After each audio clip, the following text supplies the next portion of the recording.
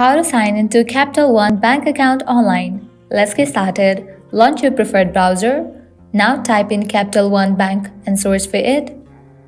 With that, you'll find the website link of Capital One Bank. Go ahead and open it. Now you will be directed to the official website of Capital One Bank. Now at the top right corner, you'll find this option of sign in. Go ahead and click on it. Now you'll land to the login page. Now from here, you can easily log into your account. All you have to do is type in your Capital One account's credentials. So go ahead and type in your username. Likewise, type in the password. If you want to save your login info, check in for this option of Remember Me. In the case you have forgotten username or password, you can click on this option to recover it. Once you fill this, click on Sign In, and with that you will be logged into your account.